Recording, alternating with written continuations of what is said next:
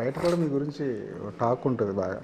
గోపిచంద్ దగ్గర కథ ఒప్పించడం అంత ఈజీ కాదు. నా దగ్గర కథ వచ్చి ఒప్పించడం చాలా ఈజీ అండి బాబు. అది తెలియట్లేదు అది. అంటే కరెక్ట్గా చెప్తే ఈజీగా ఒప్పేసుకుంటాను నేను. ఫస్ట్ సిట్టింగ్లో ఓకే అయిపోయింది నాకు. వన్స్ ఓకే అయిపోయింది నేను దాని గురించి మాట్లాడి ఇంక పట్టించుకోను. దాంతో మళ్ళీ షూటింగ్ అయిపోయిన తర్వాత డబ్బింగ్ థియేటర్లో సినిమా చూస్తాం మొత్తం.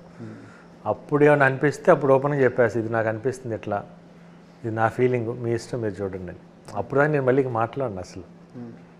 అంటే బయట ఎందుకంటారు గోపిచంద్ మీద ఈ బలమైన ముద్ర పడడానికి కారణం? ఇంతకుముందు నాతో పాటు కొంతమంది అసిస్టెంట్ డైరెక్టర్ నా ఫ్రెండ్స్ కూడా అన్నారు, అదే ఇట్లా బయట టాక్ ఉంది అని చెప్పి. సార్ అట్లయితే పని చేయండి, నెక్స్ట్ నేను కథలు విన్నప్పుడు మిమ్మల్ని పిలుస్తా, రాండి కూర్చోండి మీరు వినండి, దాన్ని ఏం చేయాలి చెప్పండి మీరు అని. అట్లా 10 కథలు వినిపించా వచ్చినాయి అని వింటూ ఉంటాను మామూలుగా.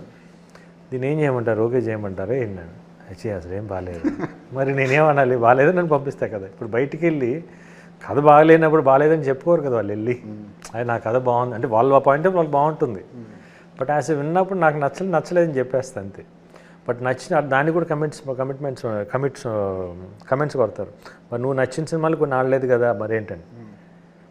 ఆ కథ తప్ప నేను ఒకటే అడుగుతా, సరే okay cinema hit of flop పక్కన పెట్టేయండి, ఆ లైన్లో తప్పు ఉందా, దేంట్లో తప్పు నాకు కరెక్ట్గా చెప్పండి, అప్పుడు నేను ఒప్పుకుంటా.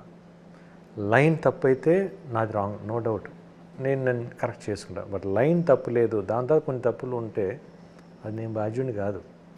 అంటే ఒక లిమిట్ దాకా నేను చెప్తాను, కొంతమంది దగ్గర విన్నప్పుడు చెప్తాను, విన్నప్పుడు నేను ఇంకా చెప్పలేను. అది ఎందుకు ఒక స్టేజ్ దాటిని, ఎందుకంటే కొన్ని ఐ బిలీవ్ చేస్తాను. ఒక డైరెక్టర్ నమ్మినప్పుడు దాన్ని మనం రెస్పెక్ట్ చేయాలి, మనం దాని మీద రుద్దకూడదు. ఒక్కసారి మేబీ అతను కరెక్ట్ అవుతాయేమో, మేము రాంగ్ వచ్చాను కొన్ని రోజుల నుంచి, బట్ అవి కొన్ని వర్కౌట్ అవుతాయి.